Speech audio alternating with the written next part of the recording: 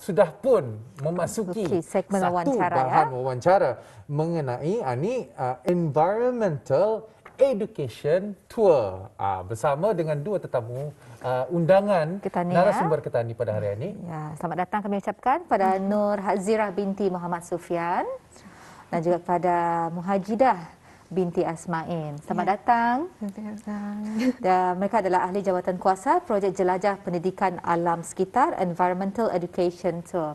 Dan selamat datang kami ucapkan sekali lagi dan kami amat berbesar hati bersama kita berdua pada pagi ini ya. Dan seperti kita tahu kita akan membincangkan tentang tajuk perubahan iklim, pertandingan sekolah-sekolah dan institusi pengajian tinggi senegara. Dan seperti yang kita tahu ya, kita ni semua memainkan peranan dalam menangani isu perubahan iklim ya melalui gaya hidup mesra alam. Ya, kadang-kadang sudah menjadi tema ni. Tema bukan sahaja di negara Ketani tetapi tema global. Betul. Untuk sama-sama Ketani mengetahui tentang bahayanya ataupun tentang satu kemestian untuk Ketani mengetahui tentang penjagaan alam sekitar dan juga penjagaan perubahan iklim ni.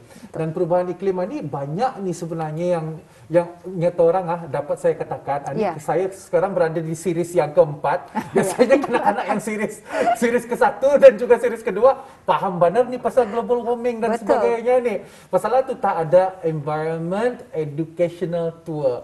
Macam singgah-singgah ke sekolah begini kali ya.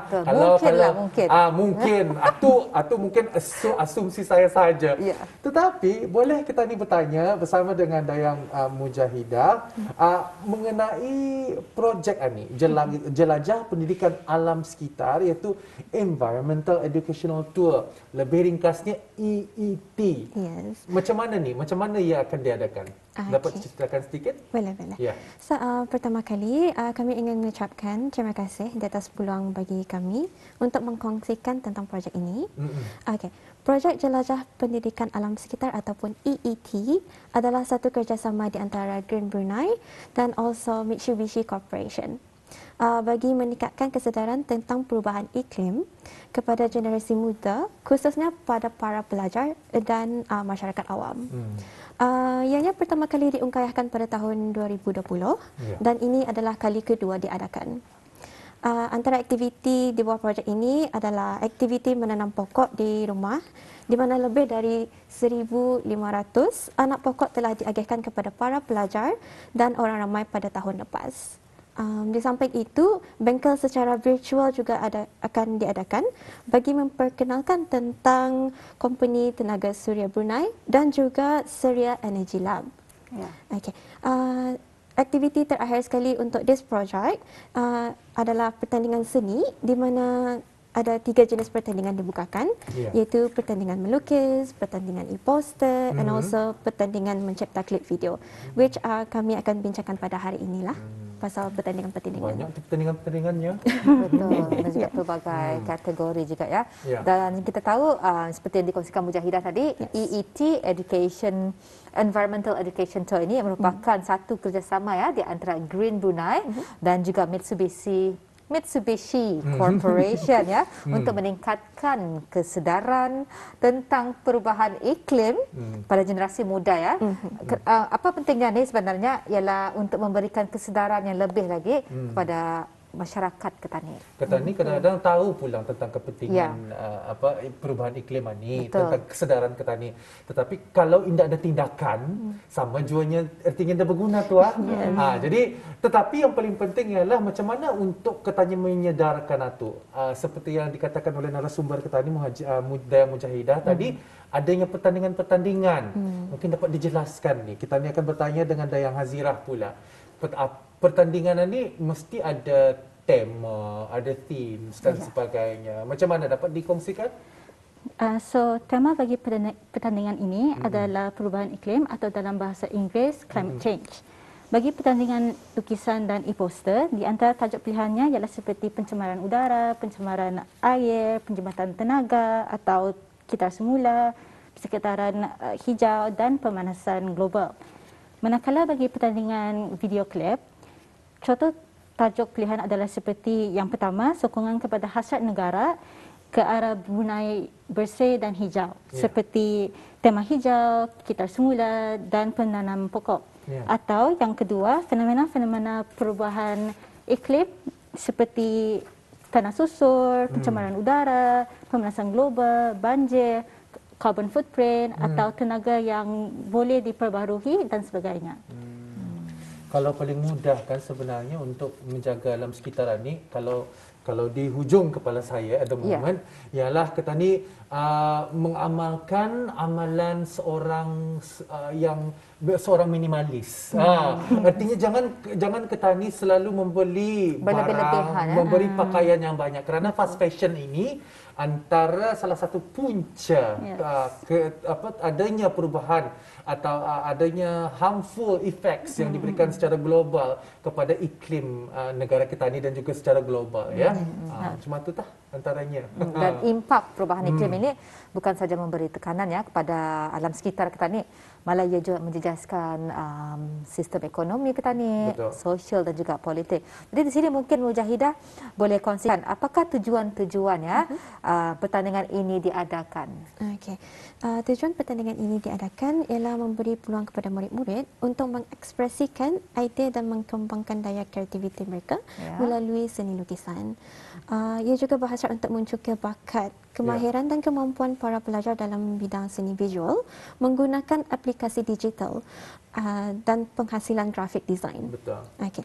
Bagi pertandingan mencipta video klip pula bertujuan untuk mengembangkan bakat dan potensi para mahasiswa dalam mencipta klip video pendek yang berkonsepkan pendidikan, di mana juga ia meningkatkan kemahiran mereka untuk menyampaikan ilmu dan maklumat secara ringkas, tepat dan padat dengan mesej-mesej yang ingin disampaikan mengenai kepentingan menjaga alam sekitar ini. Menarik sekali ya. Itulah antara tujuan kenapa pertandingan ini dijalankan, dan mungkin kalau secara spontannya dapat saya bertanya kepada kedua-duanya. Kita ni sudah memahami mengenai bahayanya climate global ni perubahan iklim. Maafkan saya sendiri pun macam apa yang saya akan cakapkan. Perubahan iklim ni terlalu banyak informasi yang kita ni terima, terutama sekali lagi di media sosial ataupun di internet dan sebagainya. Tetapi kenapa agaknya susah untuk melakukan perubahan? Mungkin saja seringkas-ringkasnya dalam pandangan Dayang sendirilah. Kalau bagi pandangan saya, the DIY itself it take a long time. Macam to recreate what you want to recycle already. So macam berbiarkan tiap barang itu.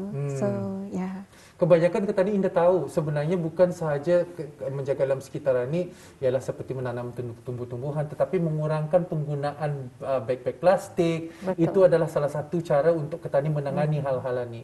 Dan kalau diniatkan perkara ini menjadi salah satu ibadah, kerana tadi sama-sama menjaga alam sekitar, itu kita ni akan mendapat pahala daripada Allah Subhanahu Wa Taala.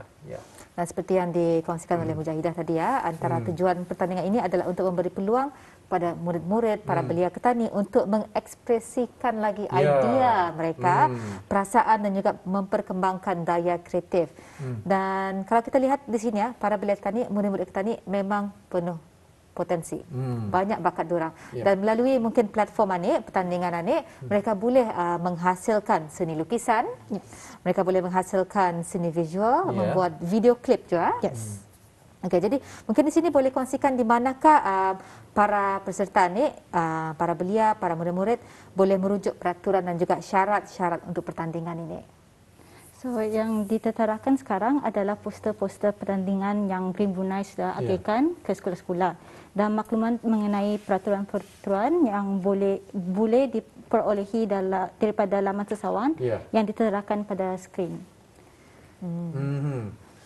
Antaranya ialah kalau ingin mengikuti pertandingan melukis, boleh bis kita layari laman web bit.ly/EET_ART. Kalau bis kita akan mengikuti pertandingan poster, boleh mengikuti bit.ly/EET_poster, ataupun pertandingan video EET_video. Kalau saya mengikuti pertandingan ini, bolehkah? Dibolehkan. Boleh, masih- Siapa yang diperbolehkan sebenarnya? So, seperti mana yang disebutkan, ada 3 pertandingan. Dan pertandingan tersebut dibagikan kepada 2 kategori, iaitu kategori lelaki dan kategori perempuan. Untuk pertandingan lukisan yang dibukakan kepada murid-murid tahun 4 ke 7 di peringkat sekolah rendah saja. Manakala bagi pertandingan e-poster yang dibukakan kepada pelajar-pelajar di peringkat sekolah menengah, maktab-maktab atau pusat tingkatan 6. Tapi kalau orang dewasa yang ingin mendengar ni membuat poster ni boleh ke tu artinya? Boleh, tapi anda nama anaknya. Mungkin boleh memberikan idea-idea, Berikan idea gitu menjadi orang. mentor. Dan mestilah kadang-kadang diorang tu mesti bertanya sebagai seorang yang kalau berkaitan dengan seni ni, mesti minta pendapat orang lain juga, melatih anak-anak ketani untuk meminta pendapat orang lainnya, luruskan apa yang kubuat ni, macam-macam tu. Jadi mungkin dapat diteruskan lagi. Okay. So, yang untuk pertandingan video pula yang dibukakan kepada para mahasiswa yang institusi pengajian tinggi dan penyataan bagi pertandingan ini adalah secara individu sajalah. So, dan bagi ketiga-tiga pertandingan, penyataan bagi setiap sekolah atau institusi adalah tidak dihadkan. Okey. Macam mana pula dengan hadiah? Kalau ada pertandingan mesti ada hadiahnya tu. Kalau tidak ada hadiah bukan namanya pertandingan tu. Itu namanya sukarela. Menghantar sukarela. Macam mana dengan hadiahnya? Okey, hadiah untuk pertandingan ini merupakan wang tunai, trofi dan sijil pernyataan. Okey, bagi pertandingan lukisan, wang tunai 200 akan diberikan pada pemenang pertama dan 400 bagi pertandingan e-poster dan 500 bagi pertandingan video. Hanya 5 pernyataan terbaik akan diberikan bagi setiap kategori lelaki dan kategori perempuan. Akan dipilih sebagai pemenang. Dan di sini kelihatan jumlah pemenang adalah seramai 30 orang. Yes. Dan dari kategori lukisan, e-poster, video klip, hadiahnya adalah berbeza ya. Dan mungkin boleh kongsikan juga Puan Hazira, bilakah tarikh terakhir untuk menghantar lukisan, e-poster dan juga video klip ini? Okay. So, penghantaran ciptaan untuk 3 pertandingan tersebut hendaklah diserahkan bersama borang keterangan tidak lewat pada 29 Januari hari Sabtu jam 4 petang. Dan untuk yang mahu mengantar hard copy, mereka boleh mengantarnya ke tingkat 2 unit akli Jabatan Pendidikan Core Curriculum di Kampung Perpindahan Lambakanan. Manakala penghantaran soft copy, mereka boleh mengantarnya ke alamat email unitakli.ipkk@gmail.com. Adakah diperlukan untuk mengantar both hard copy dan juga soft copy juga atau macam mana? Indah, pilih saja. Pilih saja tu. Tapi kalau macam for the video, mestilah through email saja. Okey. Itulah tadi cara-caranya ialah hendaklah BIS kita menghantar borang berkenaan tidak lewat daripada 29 Januari 2022 hari Sabtu 4 petang. Tapi jangan jual borang saya dihantar. Apa yang hantarkan ke jual poster BIS kita, video BIS kita. Kalau mengantar borang saja tidak dapat hadiah tu Okey, jadi BIS kita boleh mengantar hard copy juga, soft copy pun boleh juga dihantarkan ke unitakli.ipkk@gmail.com ataupun boleh ada hantarkan ke hard copy berkenaan di tingkat 2 unit akli Jabatan Pendidikan Core Curriculum di mana tu tempatnya di Kampung Perpindahan Lambakanan. Jadi penghakimannya macam mana ni dan juga penyampaian hadiahnya adakah dilakukan secara virtual atau macam mana?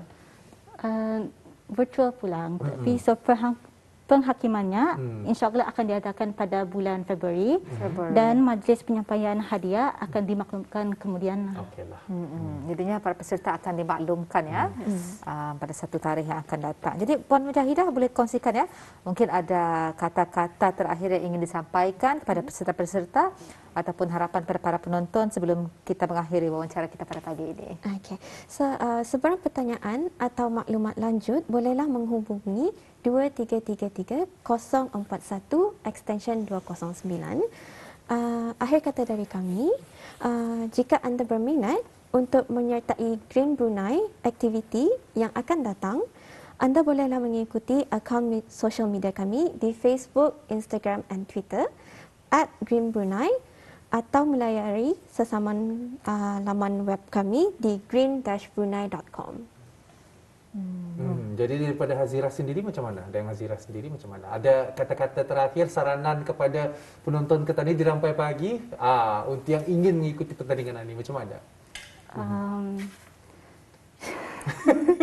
Mungkin memikirkan tentang temanya, memikirkan tentang kesesuaiannya dan juga mungkin ada lagi saranan-saranan terakhir?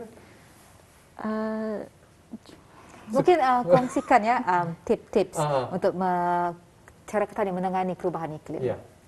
So kalau if you want to make a change to the global, it starts with the younger generation. Yeah.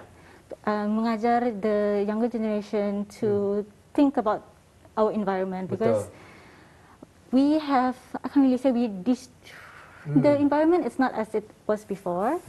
So once we teach the younger generation like to recycle, pakai recycling bag and all that, so then they will become a habit. Itulah. Kalau masyarakat di negara Ketanian ini, di Brunei ini, kebanyakan daripada saya sering mendengar kata-kata daripada kanak-kanak nyata orang ataupun teens nyata orang mengenai orang-orang muda Ketani mengenai global ataupun tentang kesedaran mereka mengenai perubahan iklim. Negara Ketanian ini sebenarnya bertuah kerana Ketani dikelilingi dengan tumbuh-tumbuhan, dikelilingi dengan perhutanan dan sebagainya.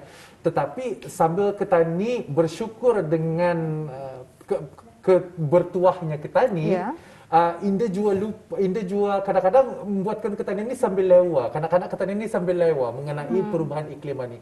Kalau di luar negara ini merupakan salah satu isu yang sememangnya ditekankan. Kalau di Brunei sendiri, is it like macam mana Ketani untuk menyedarkan mereka ini selain daripada pertandingan ini? Apalagi mungkin pada pandangan daripada dua-dua tamu Ketanian ini cara yang lain untuk menyedarkan. Apa caranya? One way is from the school itself.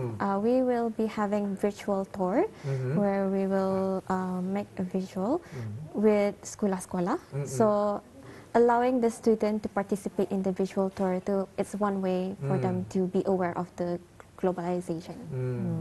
Menarik sekali ya.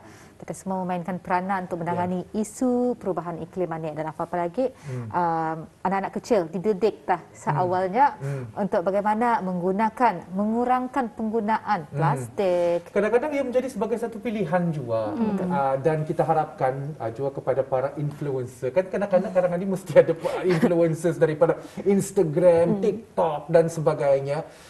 Ia adalah merupakan satu pilihan. Jadi kan sebagai nyata orang, kalau ke kedai, saya membawa beg kita semula. Jadi kan itu sebagai satu trend dan tunjukkan contoh ini kepada semua followers-followersnya supaya followers-followers itu mengikuti bahawa ini adalah salah satu perkara yang baik dan bagusnya. Dan juga antaranya ialah seperti yang dikatakan tadi, usah terlalu banyak shopping. Kalau tentang shopping ini, it's macam nyata orang, adakah merupakan satu agenda yang bagi pandangan bis kita berdua? Orang banyak membeli barang seperti baju dan sebagainya dan kita ni tahu bahawa baju ini salah satu contributing factor bagi perubahan iklim. Tetapi kita ni masih lagi memotivasikan orang Ketani ini untuk berbisnes pakaian dan sebagainya. Apa pandangan daripada kedua-dua pihak? When it comes to shopping, it's like for the individual to stick with what to do list for their shopping. So if you're going out from it, you are like mumbazir. So it's preferable for them to just stick with adalah apa yang akan dibeli itu. Jadi harus mengingati bahawa supaya ingat saja what are your wants and what are your needs. Jangan Ketani lebih membeli barang-barang yang dah sepatutnya dibelilah. Itulah saja untuk cara-caranya Ketani untuk sama-sama menjaga perubahan iklim. Wawancara yang amat menarik sekali mengenai perubahan iklim dan terima kasih kami ucapkan kepada narasumber Ketani yang ada hari ini, itu Nur Hazirah binti Muhammad Sufyan dan juga Mujahidah binti Asma'in, ahli jawatan kuasa projek Jelajah Pendidikan Alam Sekitar. Sekali lagi kami ucapkan terima kasih atas berkesudian hadir untuk perkongsian mengenai perubahan iklim ini. Terima kasih keduanya. Assalamualaikum. Waalaikumsalam.